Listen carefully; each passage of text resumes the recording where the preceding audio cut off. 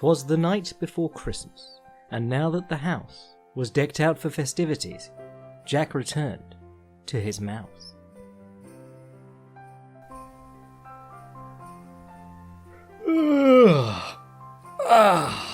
Just 2 more sleeps before Christmas, and 3 more sleeps before the most magical day of the year, Boxing Day. I can't wait to watch His Royal Majesty box up Anderson Silva again. It's so silly, but I've seen it dozens of times, and still when I'm watching it, I get nervous that he might not actually do it this time.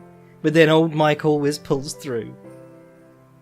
Come to think of it, with all this Christmas and Boxing Day preparation, I've not checked the MMA newsfeed.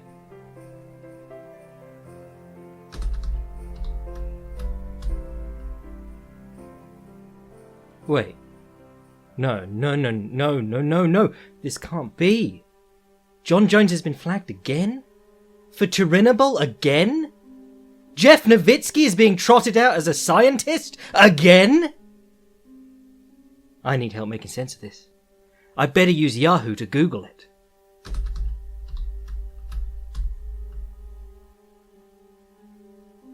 Here we go.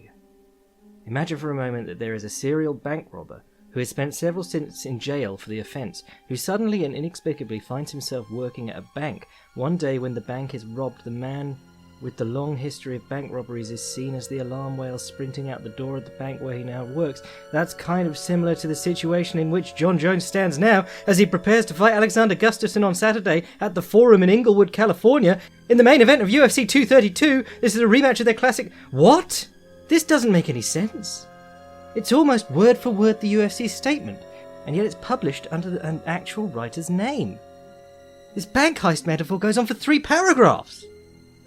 Jeff Nowitzki, a long-time anti-doping crusader who now works as the UFC's Vice President of Health and Performance, said the amount found in Jones's system in a test administered by USADA was 1/50 millionth of a grain of Floyd Mayweather Dana White review report that Conor McGregor says he's going to KO Floyd Mayweather. I don't understand. Shock the world. Why a potential Floyd Mayweather bout would likely be Conor McGregor. Floyd Mayweather is out of retirement. Calls for June fight with Conor McGregor. Wait, what is this place? Let's stop with the Mayweather-McGregor talk. Enough already with the boxer versus MMA talk. I've never been here before. UFC's next big-time star may be hiding in plain sight. Jeremy Stevens. The takes! They're not hot! Oh, Jack. You're a long way from Boxing Day here. Why, you've entered the Ioleverse. Jack Slack into the Ioleverse in cinemas January. What's up, fuckers? It's your boy Jack Slack. We're back. It's January. It's the 8th of January. I've left this a little bit too long. Just because, Christmas stuff, so I didn't bother doing I was sort of disillusioned with the whole Jon Jones thing, and, well, you probably felt the same, just sort of like, what is this main event? Why is this happening? Why is it all so fucking shady? Even if you tell me it's not shady, it's still pretty shady, so I'm having trouble getting psyched for it. I have watched all the fights since then, and really enjoyed a few of them. So we'll talk about those today. There's tons of news to cover, because obviously, I think my last one of the year was before the whole Jones Chernobyl thing broke, which is pretty amazing, but also having read enough of it that I then went, okay, I'm bored of this now, and then walked off and, had Christmas. Where I left it was that when pushed, the guy from USADA and the guy from the California State Athletic Commission neither could confirm that Jones's positive trace of Chernobyl hadn't come from a new ingestion.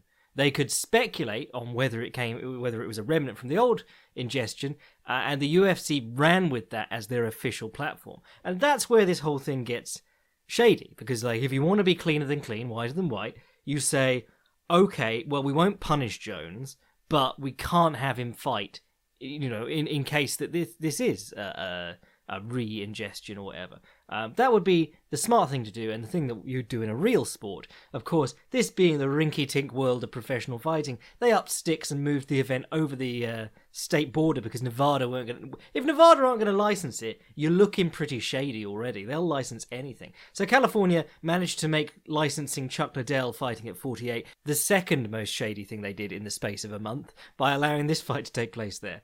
So everyone who bought tickets to Vegas and bought hotels and things like that, including all the fighters' family and friends and teams, had to go across the border to California. And I don't know if you're getting a refund on your hotel or what, but still, the whole reason that Las Vegas exists is because it's miles from fucking anywhere. That's the whole point. Bugsy Siegel and people like that, when they set it up, it was like, oh, a little Havana in the middle of the desert. So it's not easy to get anywhere from there. You're talking a fair trek. However, I would much rather spend my weekend in California than Las Vegas, but that's just me. And I don't think that's much consolation if you bought a ticket. So yeah, the whole thing just stinks. There's been 1,000 takes on it, some of them really terrible, like Kevin Ioli's. Is it punching down? No, it's not punching down. I mean, he's a worse writer than me, but he is more famous than me, so I think it's still punching up. Bus driver uppercut to Kevin Ioli's jaw. Get caught on the belly on the way up. Way. Now, I used to like Kevin Iole, because he did write some good stuff about boxing, but he is so obviously UFC shill, it's really quite bad. As someone who used to be accused of being UFC shill, I read Kevin Ioli's stuff and I'm like, why was I getting accused? This guy, Kevin Iole is the only person who was leaked the information that the UFC were going to be negotiating with Cowboy Stadium, a stadium they would never fill, by the way. When they were renegotiating with the MGM, he makes this news story, which was not at all a thing, and then suddenly the UFC announced, we come to terms with the MGM, we'll have Aldo versus McGregor there. I think he's done that twice. But yeah, he's just a big old fucking hack. And yeah, as soon as this broke, he came out and said, like, oh, no, it may seem like bullshit, but let me tell you that this is actually correct. And then when people said, name one more example of this happening in sports, he said, there have been plenty of examples, and then never listed one. Because he just says what he's told. He's a fucking hack, but, And he won the Nat Fleischer boxing writer award or some shit like that. So Nat Fleischer would be spinning in his grave if he also wasn't a bit of a hack himself, to be honest. Nat Fleischer used to just pump out some old shit as a book whenever he needed money or a holiday to Europe, and he was more than happy to be paid by top promoters to go to Europe scouting for them or do whatever. So not like the bastion of boxing journalism or journalistic integrity right there, as much as I do love Nat Fleischer. But we're on journalistic integrity, and I don't know why. Because I'm not a journalist. Someone was saying, like, oh, you're not a very good journalist, Jack, this week. And someone else came back to my defence, white knighting me, just saying, like, the only story Jack's ever broken is that Zab Judah knocked out Khabib Nurmagomedov. And websites ran with it. Actually, if you saw this in the lead-up this week, there was a woman from Kimura.se, which is a Swedish site, confronted John Jones at, like, wherever they moved the press conference to, Holiday Inn, California, and she was like, John, this is the third time that we've had to come and ask you about ruining an event or changing an event or something like that before the event. And he was like, I don't like your question, I'm not answering it, sit down, do better journalism. And everyone was like, good on Kimura SE for asking the tough questions. And I was like, yeah, but they were also one of maybe three or four media outlets that actually ran my Zab Judah story as a proper thing. But good on them, coming up in the world. But if they can get a press bus, fucking hell. So let's do some news, because I've already chewed up like 5 minutes with my fucking cold open. Derek Lewis versus Junior Dos Santos is to headline UFC Wichita. That's in March. I think that's the 9th of March. That's an okay fight. I expect Junior Dos Santos to jab his body a lot, and Derek Lewis to try and catch him with overhands. Rose Namajunas has been booked for a title defense against Jessica Andrade. Famously, a lot of people have turned on Rose Namajunas because they don't like her mental health stuff. The bus incident and stuff that supposedly triggered horrible memories or something like that. Oh, she's got PTSD, that's it. And some people have accused her of like trying to get out of a fight with Andrade, but she's taken this fight with Andrade, but she is taking it in Brazil, where, the crowd regularly tell you that you should die or you are going to die. So that's going to be a real test. I think this is a horrible matchup for her. I've said that from the start. Like, Jessica Andrade is tailor-made for Joanna Jędrzejczyk because she comes forward and swarms and is going to get jabbed up. Whereas Rose Namajunas tends to struggle with pressure and especially body work too. So, rough fight for Rose Namajunas. But if she pulls that off, that's well done to her. And then after that, Andrade can fight Valentina Shevchenko for the whatever title it is, both titles, all titles. This is a thing we're going to get into. Double titles means nothing anymore, especially if you're talking about divisions where there is no one. That's the other thing. Amanda Nunes came out this week and was like, yeah, well, I don't think I'm going to fight Cyborg again for like 2 years now. Firstly, classic use of the Roy Jones Gambit. We talked about this with Jose Aldo and Cub Swanson. The more you respect someone, the better it is to just get in their face and try and smoke immediately, because firstly, they're expecting you to respect them and feel them out a bit, so you might catch them cold and knock them out. But secondly, if you catch them cold in the first round and they don't get to show anything of the stuff that you're worried about or could trouble you, we have no idea what Cub Swanson can do against Jose Aldo still. So you can then go, did you see how quickly I smoked them in the first match, rather than, I'm still stylistically an interesting matchup, blah blah blah. But yeah, who's Cyborg going to fight now? Someone was like, she only beat bums anyway, she should have to earn a shot at Nunes. I was like, what, by beating more bums? There is no one in that division. So double champion very quickly, in the space of months, went from like the most meaningful thing in the UFC to meaning nothing. And the only reason that it was meaningful was because the UFC didn't let champions in one division challenge for a title in another division. They did Bj Penn versus George St. Pierre, and they didn't do another one for like 10 years. Now they're doing them every other card, and dudes are winning 2 titles. Cain Velasquez is talking about signing with the WWE, but he's also signed to fight Francis Ngannou. That should be an interesting fight. Francis Ngannou going to try and uppercut his head off every time he ducks in. Cain Velasquez going to try and jab overhand and duck in. So, that'll be interesting. I think low kicks would be a friend of Velasquez there. The feint of the level change into the low kick, as Miocic used loads of times against Ngannou. That would be a treat to see. Of course, Velasquez doesn't have the jab and the boxing that Stipe Miocic does. He really just 1-2 duck head, butt them on the way in if you can. Tyron Woodley versus Kamaru Usman signed for UFC 235. That surprised me because we were all expecting Colby Covington because firstly the interim title and secondly all the beef built in. But Usman's done as much as Covington to earn it. I just don't care about either, to be honest. 50% of my interest is gone when you say Tyron Woodley. And then, unless you've got someone really interesting in against him, I'm just like, I don't want to see two wrestlers kickbox. But fair enough. Maybe Tyron Woodley will have an interesting fight, because sometimes he does. But, one good fight does not make me forget the previous 2 bad ones and a few before that weren't super interesting. It's personally just me. I don't find Tyron Woodley's style particularly interesting. Obviously there are exceptions. The Darren Till fight was very exciting, but it's just the right hand and the wrestling. Like, I don't find that particularly entertaining if you're not bringing more stuff into it. John Jones versus Anthony Smith is signed for UFC 235 as well. What more is there to say about that fight? Did you hear that? It sounds like a tune-up. Cody Garbrandt is being put against Pedro Munoz. He's done so incredibly well for a man who was born without any fast twitch muscle fibre. He's just so slow, and Cody Garbrandt's probably going to smoke him. But, that's what they want. I don't know what they want. What is Cody Garbrandt going to do now? Because they were trying to set up the Cruz Dillashaw rematch, and that would have maybe brought him back into contention if Cruz won. But he's lost to TJ twice. He doesn't get another shot unless they really get desperate for contenders, and they're not desperate for contenders. They're just desperate to not have Marlon Moraes or Rafael Assunção fight for the title. Letway event signed for Fight Pass on February 21st. That's UFC Fight Pass's first Letway event. Love some Letway. Wrapped fists and headbutts. What's not to like? Gokhan Saki signs to fight Saparbek Safarov. If you haven't heard that name before, it's because it's a can and he's just being given someone to smash. Holly Holm versus Aspen Ladd's been set for March 2nd. Excited for that one. Like Aspen Ladd, she's one of the very few people in the, bantamweight, featherweight, in the upper women's divisions who's actually interesting at the moment. And Jimmy Smith was released from the UFC, which is a real shame because he was very, very good.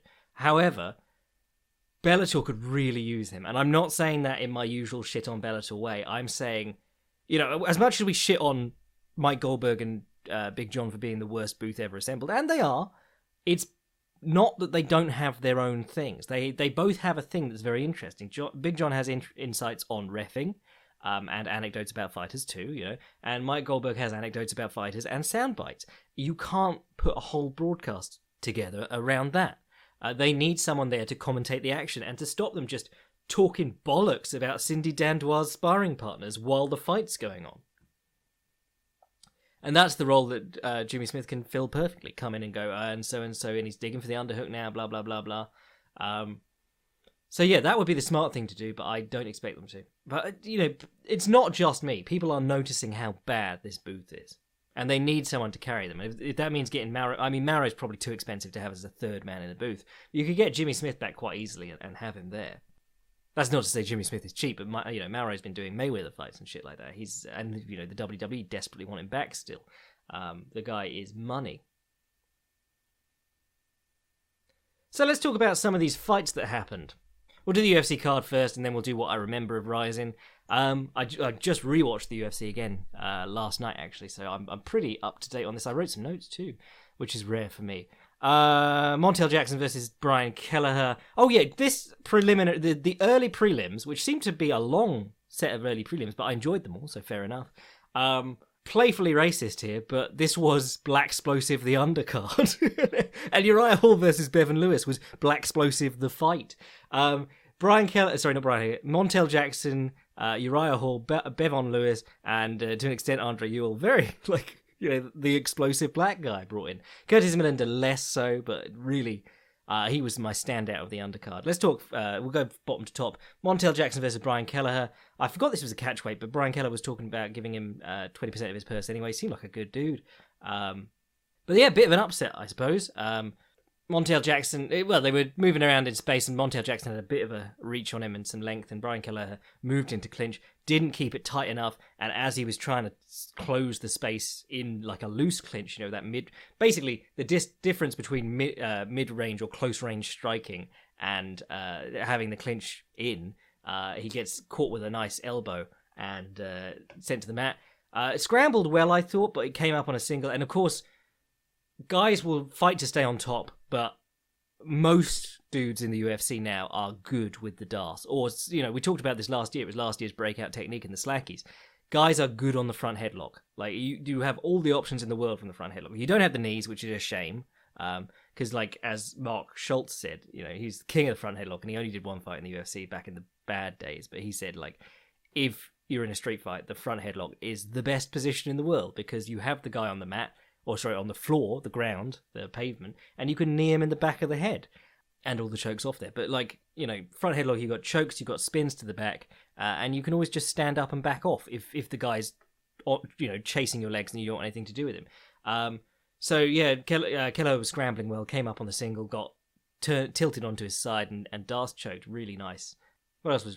Jackson was hooking off the jab quite well in that too, but the striking section didn't last too long.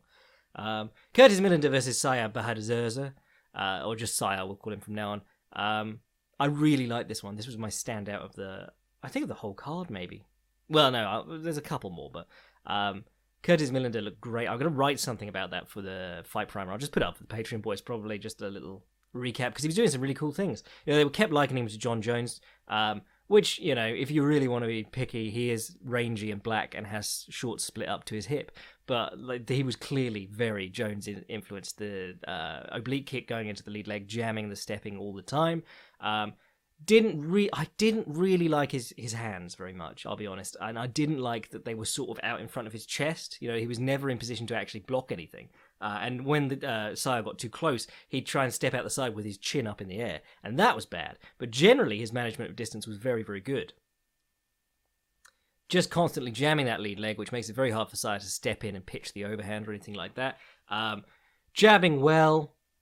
And he was just doing lots of cool little tricks into kicks. He was doing a left hook rotating the shoulders all the way through and stepping to his right so that he could come in with the inside low kick with his left leg. I'll put some gifs of this up at some point, but that was beautiful. That's a Cub Swanson favourite. Left hook into left kick. Hard to do, but if you're good at it, dudes don't expect it or aren't used to it because it's a awkward feeling move. Because once you've thrown the left hook, you want to come back the other way, but you really just throw yourself into it and say, okay, I'm going all the way around on this. A bit of a Tasmanian devil style move.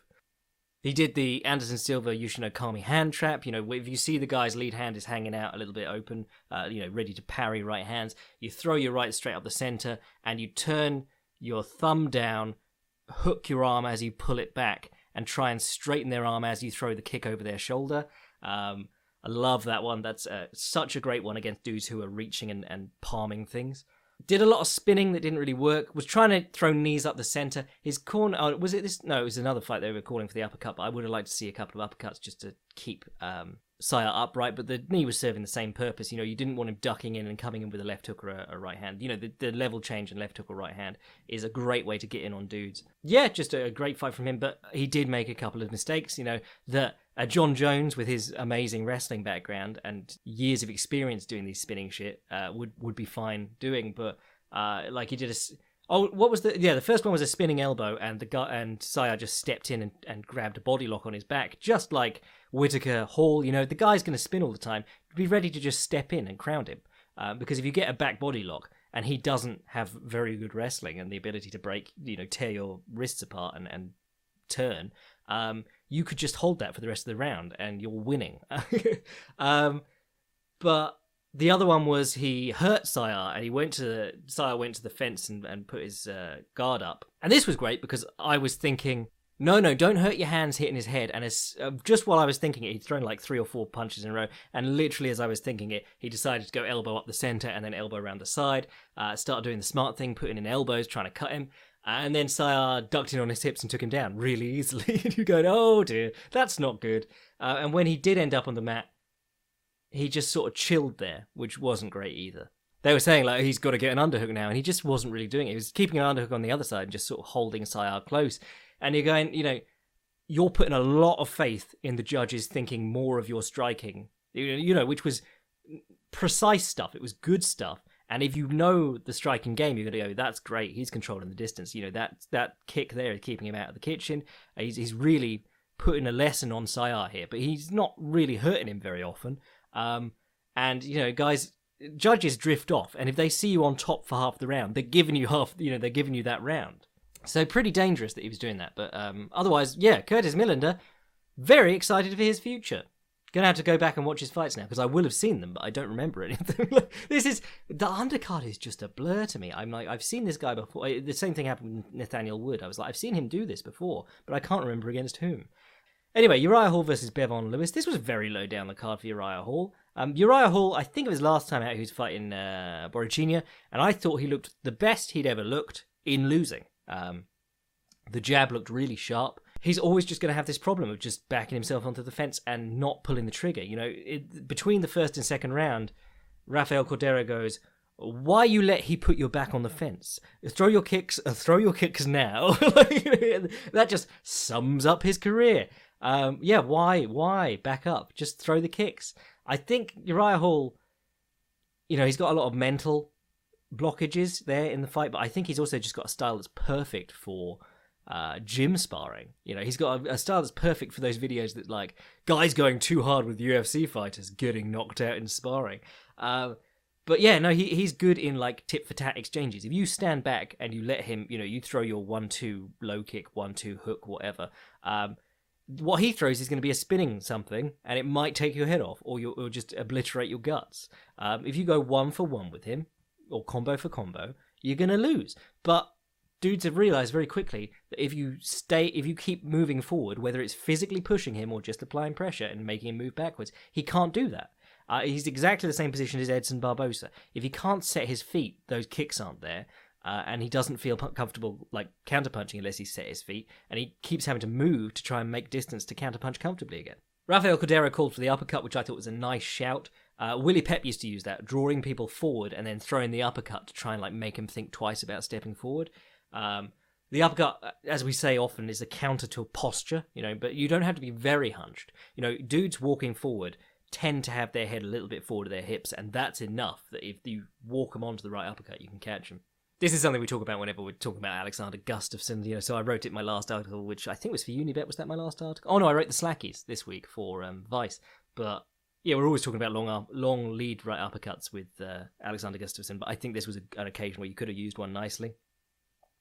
I think the thing is that Uriah Hall has this nice jab, but he doesn't feel comfortable using it if the guy's crowding him, and he doesn't have... You need a right hand to keep the guy off you.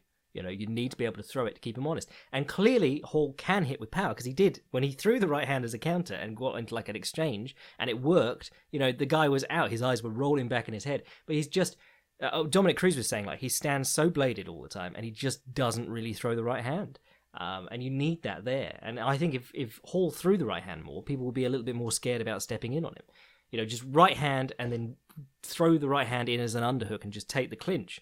He's good enough at breaking from a straight 50-50 clinch. But yeah, the knockout was awesome.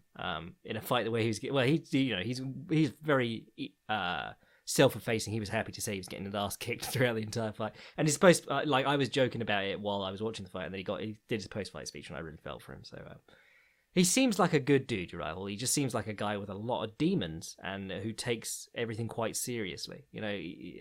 From the moment that he'd finished the fight, you could see that he was almost bursting into tears. He has a lot on his mind. The UFC have probably never let him go because he's so exciting, but he does get inside his own head a lot. Nathaniel Wood versus Andre Ewell. This was pretty decent. The thing that I like about Wood is that he throws the right hand and then he shifts and throws the right hook afterwards. He does it over and over again. And against this southpaw, it really worked. Ryan Hall versus Bj Penn. My boy Ryan's back, and he looked like he put on a little bit of muscle. So maybe that's what he's been doing while he's been away. He's been away forever. Ryan Hall could be in the... If he had the same PR people as Zabit Magomed Sharipov, whatever, he would be people would just be going on about how people are ducking him, because apparently he's signed to fight Dennis Bermudez and Ricardo Lamas, but then they pulled out of it. I don't like this whole ducking thing, but I like Ryan a lot. We get on well. He's a funny guy, but he wants to fight higher ranked guys, and everyone's in the same position where they want to fight higher ranked guys. You're in a position. The very few guys are like, I'll take an easier fight now. Guys in the UFC want higher ranked guys, and if you can't, you're expected to make some sacrifices and fight lower guys, and he didn't want to. He wants to keep pushing himself. So he, want of competition has hampered him a little bit, it seems. But again, we don't know the full details, so we won't go into that. But yeah, he was just looked like Ryan Hall at his best here. Lovely kicks, lovely distance work. Went along the cage, he was fighting along the cage, but he was moving well laterally. And, it's something that someone like Uriah Hall or someone like that could learn from, because he again fights in quite a side-on stance, more because he likes the side kick and the hook kick than because he likes spinning.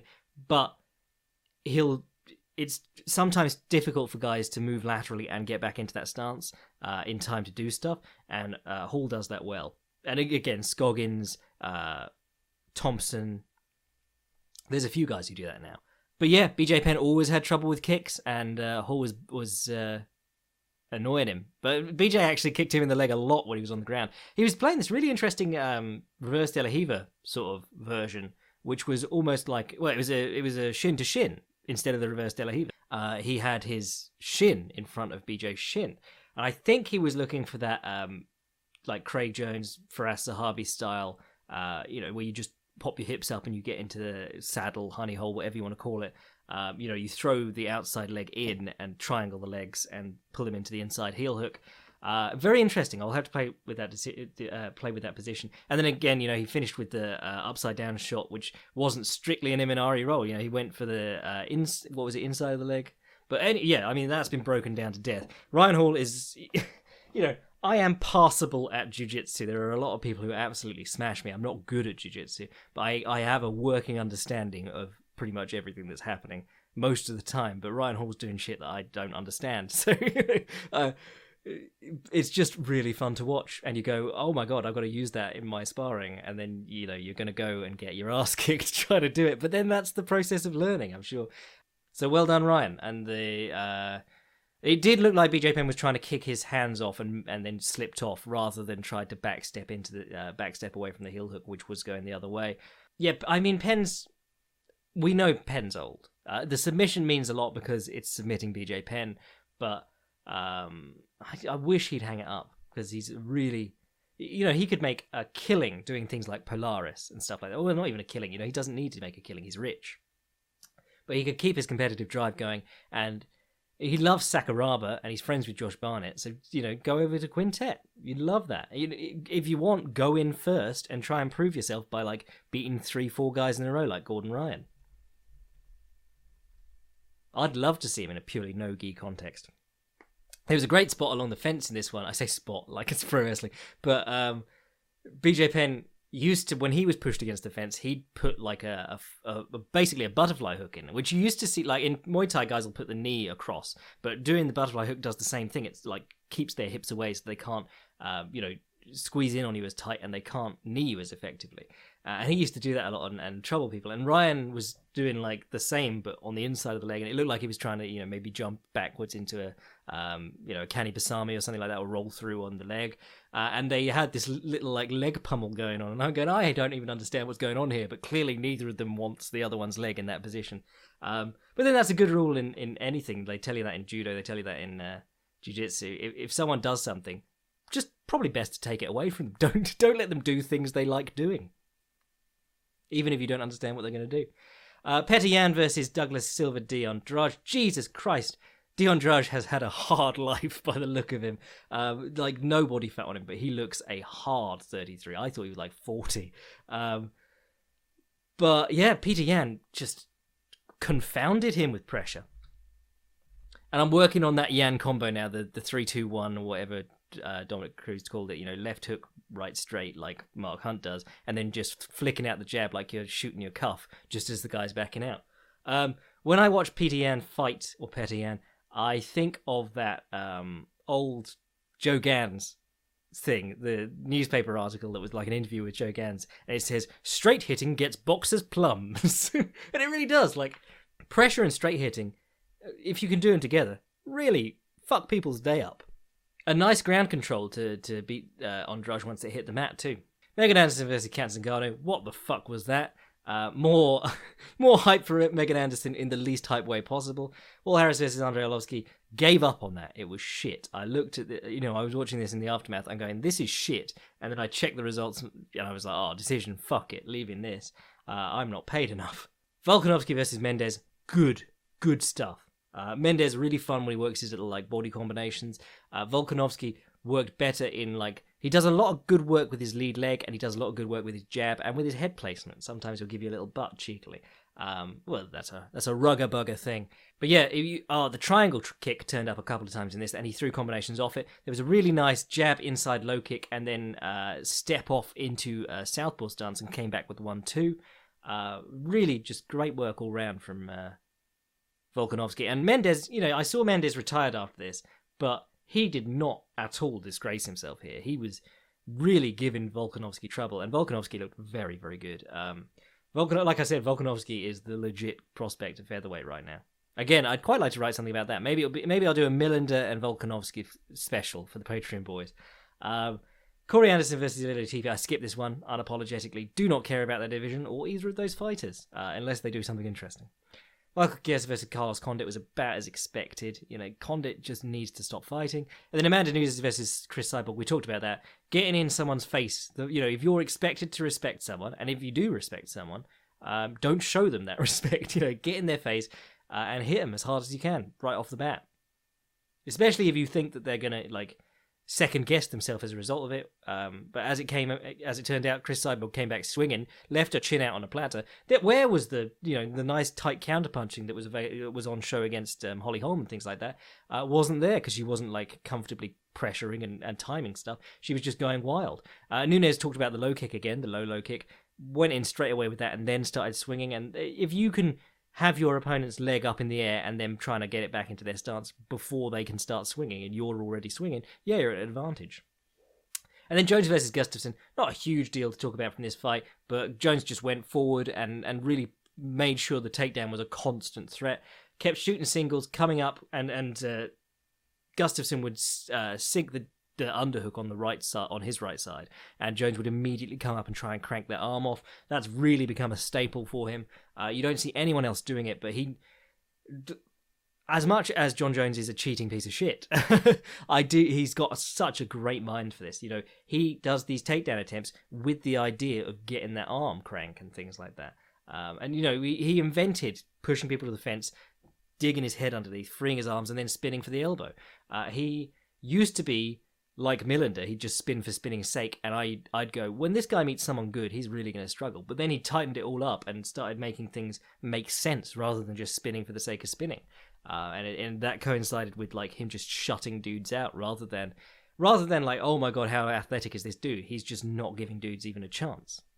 And then Rise in 14, this was pretty fun. I thought, gonna piss off some weebs, but I think weebs, you got to admit, the ring was really bad on this one. This would be my one to point to in terms of the ring fucking with action. Obviously, Brandon Halsey throwing himself out of the ring constantly when he missed shots on Jiri. I love Jiri. I'm glad he got that win, actually. But Brandon Halsey worked out a new one, which is he went for Jiri's hips. Jiri starts threatening with the guillotine. Brandon Halsey realizes it's kind of a legit guillotine, and he just sits backwards through the ropes. Like they're on one set of ropes, and they're sort of near the corner, so he just pulls his ass back and sits out the other set of ropes, which I've never seen anyone do, but clearly works, because what are you going to do? The guy's just hanging off and falling through the ropes. I was surprised that Damian Brown beat Darren Cruikshank. That's an interesting one. They finally found someone that Miyu Yamamoto can beat. Yay. Erskine Yamamoto looked decent, taking down Miyata, but Miyata hammerlock from the guard, bringing back the Aoki 5000 there. Whatever. Aoki called that something. I can't remember what it was. I think he named it after the chairman of Dream or something like that. Olga Sasaki versus Manuel Cape wasn't bad, actually. Manel Cape, rather. Justin Scoggins managed to throw his neck into a triangle again, a TP, in fact, against Yuki Matoya. Yuki Matoya is one to watch, actually. Doesn't have a Wikipedia page yet. I'm actually using Wiki today rather than Tapology. Don't know why, just did. But yeah, he's actually doing. I can't remember what sort of streak he's on, but I've seen him before, and he's pretty decent. And beating Scoggins is a good feather to have in your cap. Scoggins is really good on the feet. I love watching him, but he has good takedowns too, but he just keeps sticking his neck in things. What they should do, just get him on the Farmer Burns routine, all bridging with his, on his head with someone standing on his chest, build up that neck, and just make, because clearly he can't stay away from the chokes, so just make yourself unchokeable. That was Stephan Bonner's go-to whenever Benson Henderson fought. Benson Henderson would be doing something crazy and exciting, because that was Benson Henderson's WEC MO, and Stephan Bonner would be busy going, he's got these crazy veins, they're deep in his neck, brother. He's back too, that guy who hates black people. Gabby Garcia beat some schlub by keylock, which is such a big person move. She did try and keylock Mackenzie Dern. In fact, Mackenzie Dern baited her with the keylock and just used the Marcelo elbow escape to get out from under her. That was the big moment from their however many matches. Ayako Hamasaki versus Kana Asakura. These two are dreadful on the feet. Like, I was really disappointed, but on the ground, pretty slick. I knew that Kana Asakura was slick on the ground, but Ayaka Hamasaki really looked good. I loved it. She did the mounted crucifix, which is always good, but she was working for like an Americana on the other arm, and she managed to, as Kana Asakura bridged into her to try and get that arm out from underneath her, she managed to step over, switch sides, and armbar on the other side, which was really nice.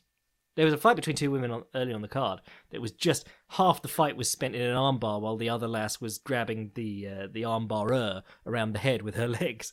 That was bad. What I do like about Pride Rules, of course, is that you can kick when you're trying to armbar someone. There was a great fight between Kidnapper and Hep B Haver / pro fighter Alexander Emelianenko and Pavel Nastula. Nastula, judo legend, and starts armbarring Alex, and Alex jams his hand behind the thigh so that he can defend it with one arm, and then starts kicking Pavel Nastula in the head until he lets go. That was years ago, though. That wasn't on this card, sorry. Kyoji Horiguchi versus Darien Caldwell. This was the one I was really excited for. Some people said that it was like they were bored of Caldwell's performance in this one. He did do a bit of holding him down, which was kind of boring.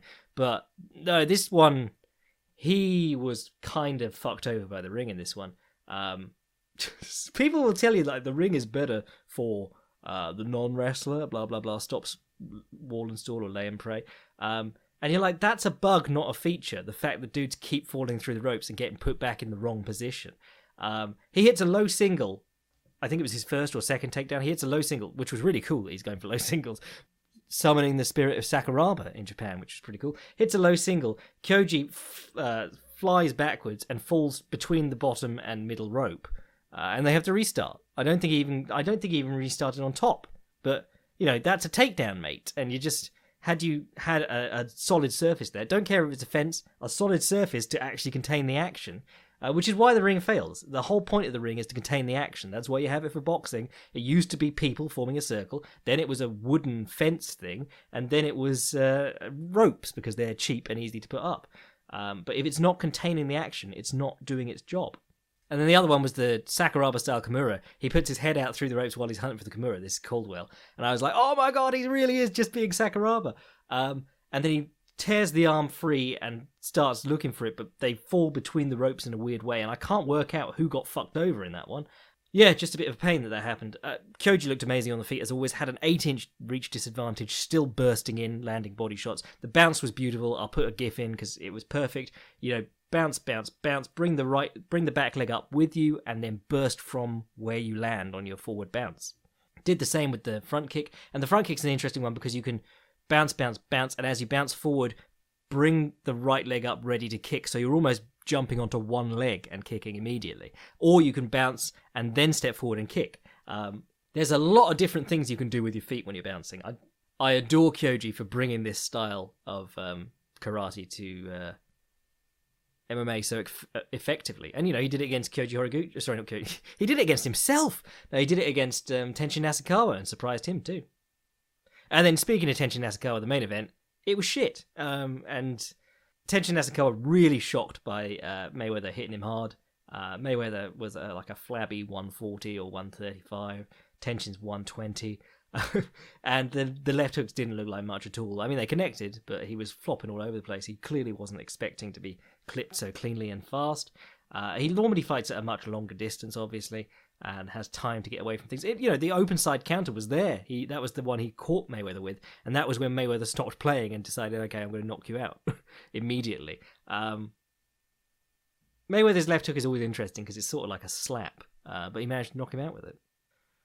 People asked if I thought it was a fix. Why? Why would you bother fixing it? You paid Mayweather $9 million. He could do this anyway. If you doubt that he could knock Tenshin Nasukawa out easily, you don't know anything about boxing. It looked weird, but then that was just the difference in level we were talking about in this sport. Shouldn't hurt Tenshin Nasukawa's career. More people know about him. Lots of people will take his side and say, let's, look at him in kickboxing at his actual weight. So yeah, good. I got loads of questions built up over the holiday. I was going to answer like 5 of them, but we're already like short on time. Maybe I'll try and get in an extra one next week, and we'll do 2 sets of questions. But it's good to be back. There's not really anything going on this week. Very rare, you check the calendar, the fight calendar, and it says like no events scheduled. But soon we're getting into good stuff again, so plenty to look forward to. If you haven't listened to the Sonny Liston episode, it went up on Boxing Day. I do like to drop something big on Boxing Day as sort of like a tradition. It's 2 hours on Sonny Liston, and it's pretty good. Very good feedback on it so far. As I said, you can check... Well, I haven't said, actually. There's 9 minutes. Well, the first 10 minutes of it is on YouTube now. Go to my YouTube. You can have a listen. That's the sort of thing we do. I'll put up a preview of, I think, the Taiping episode, just to show you what the non-fighting history stuff we do is about. And if you like it, sign up to the Patreon. If you don't like it, but you also want to support me, sign up to the Patreon. And if you have any questions, send to fightsgonebypodcast@gmail.com. All my stuff goes up on fightprimer.com, including the Slacky Awards, which I've just done. And it's good to be back, and I hope that 2019 is as silly and as funny and as fun and as wild as 2018. Cheers!